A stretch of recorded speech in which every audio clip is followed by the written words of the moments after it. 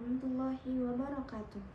Perkenalkan, nama saya Afifah Nur Faida dengan NIM 86044255 dari Fakultas Keguruan dan Ilmu Pendidikan Prodi PGSD UPBJJ UT Jakarta semester 2. Di sini saya akan memenuhi tugas 3 filsafat ilmu yang membahas tentang pilar-pilar pendidikan dan relevansinya di era digital.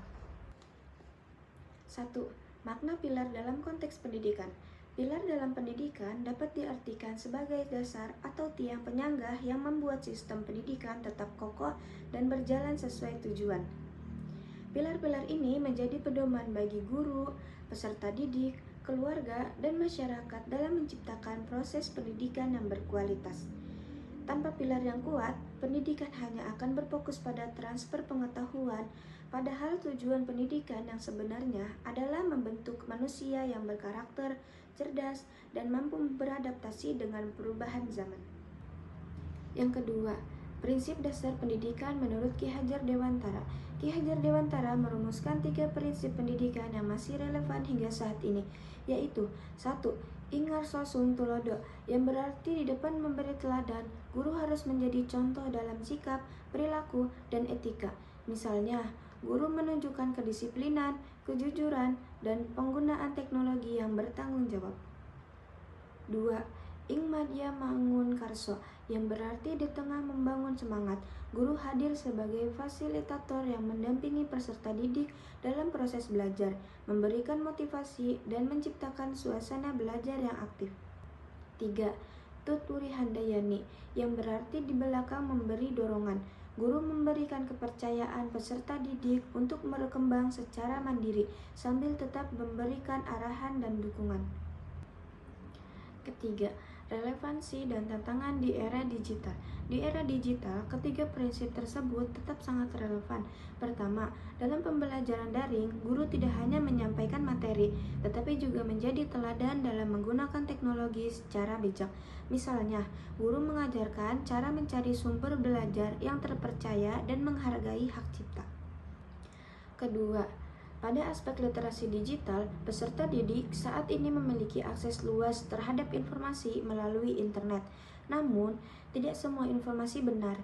Disinilah guru berperan membangun kemampuan berpikir kritis agar siswa mampu membedakan informasi yang valid dan hoaks. Contoh aktualnya adalah maraknya berita palsu atau informasi yang belum terverifikasi di media sosial. Guru perlu mengajarkan cara memeriksa sumber informasi sebelum mempercayai atau membagikannya. Ketiga, terkait pendidikan karakter, perkembangan teknologi juga membawa tantangan seperti cyberbullying, kecanduan gawai, dan menurunnya interaksi sosial secara langsung.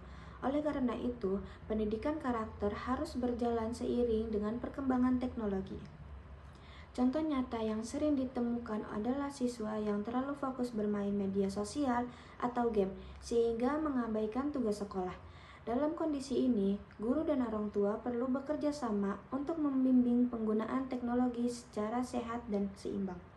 Selain itu, tantangan lain adalah kesenjangan akses teknologi. Masih ada peserta didik di beberapa daerah yang mengalami keterbatasan internet atau perangkat belajar.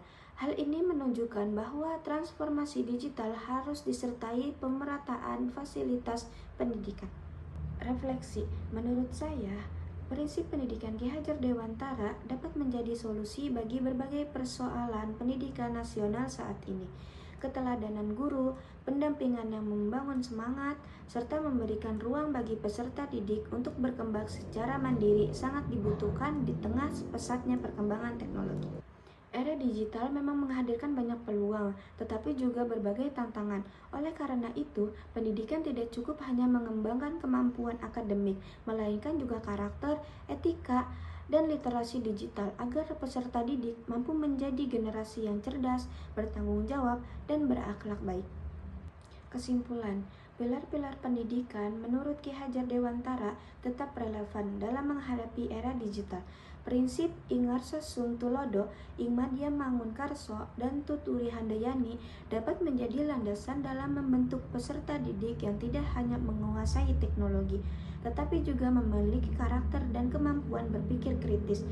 Dengan demikian, pendidikan nasional dapat menghasilkan generasi yang siap menghadapi tantangan masa depan tanpa kehilangan nilai-nilai kemanusiaan. Sekian penjelasan dari saya, kurang lebihnya mohon maaf. Wassalamualaikum warahmatullahi wabarakatuh.